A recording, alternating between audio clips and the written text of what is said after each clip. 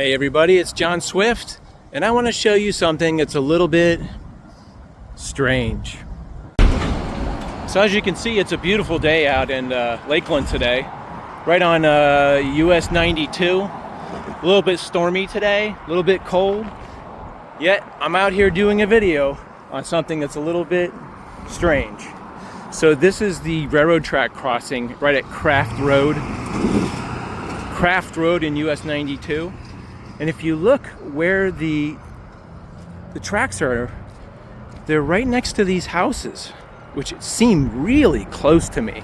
Now, you can tell by the tracks that haven't been used in a long time. But can you imagine living in one of these houses and you're maybe 30 feet from the actual train right there?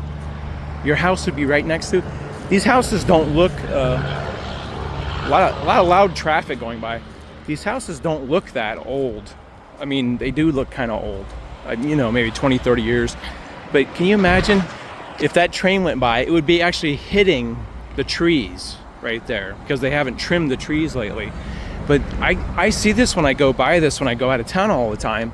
And I wonder, see how close this tree is to the edge of the tracks? Basically, this tree would be rubbing the train. But like I said, it just seems so odd that I don't know if the train tracks are here first, because as far as I know, they put train tracks in like 100 years ago in this area, Central Florida, like the CSX line.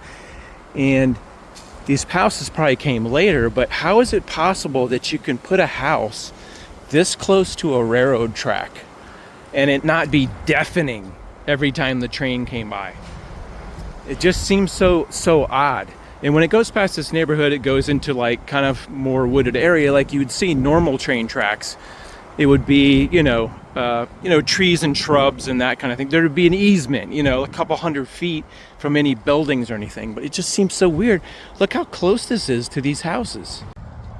I thought this was a bit strange, but what do you think?